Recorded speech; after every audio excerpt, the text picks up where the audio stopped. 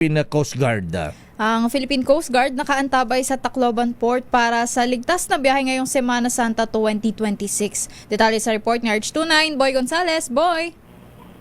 Jackie Lakay Dayo, ayon sa Philippine Coast Guard, nagsagawa ng inspeksyon at pagbabantay ang mga tawan nila mula sa Coast Guard Station Eastern Leyte, Coast Guard Substation Tacloban, K9 Field Operating Unit, Eastern Visayas Marine Environmental Protection and Response Unit at Coast Guard Medical Team, Eastern Visayas. Ang layunin ng operasyon na tiyakin ang kaligtasan at seguridad at maayos na daloy na biyahe ng mga pasahero sa kasagsagan ng pagdagsa ng mga biyahero.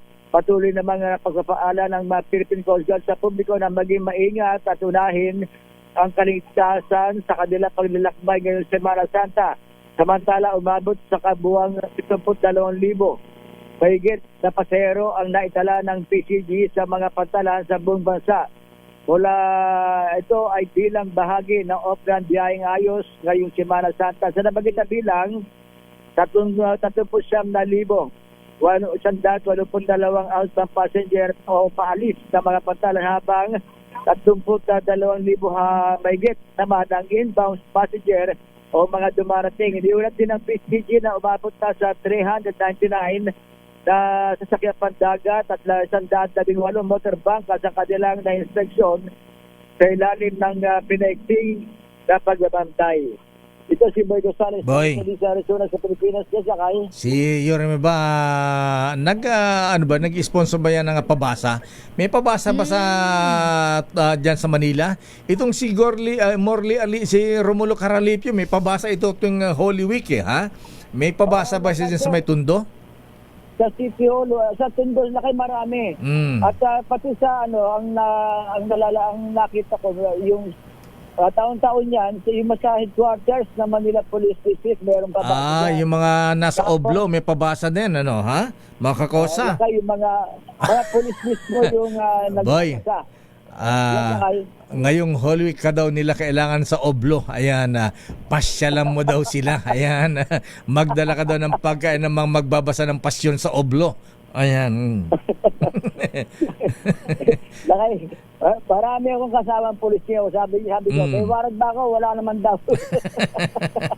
Hindi naman papasok, magdadala ng Bisita lang, bisita Boy. lang. Di ba ganyan pag kami mga pasyon, padasal, pasyon, ayan, pabasa, ayan. May mga nag-i-sponsor ng pagkain diyan. Lakay, meron. At yung lakay, nung nakaraan, may mga nag-sponsor ng mga bigas, yung mga bigas, halimbawa, mga noodles, mga pagkain ng mga nasa loob ng detention cell. Okay. Sa mga ilalakad, may mga barangay naman ang nagpabasa. At dito naman sa area ng Santa Cruz, yung penitensya lakay, sa wedding pa nila gagawin yan, alas 7:30 ng umaga.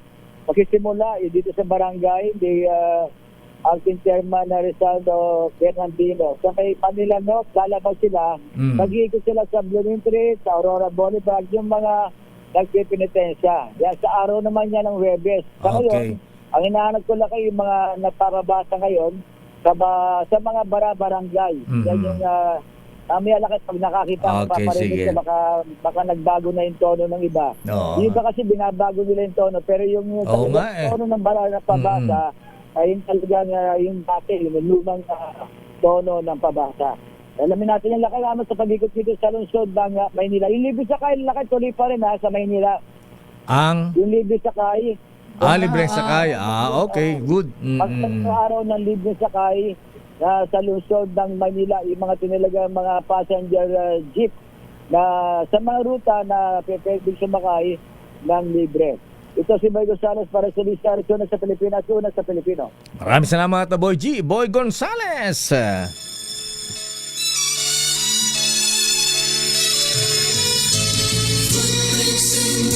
Sandali lamang, Don Carlos Pobre. Sino ba itong malalaking private companies na ito?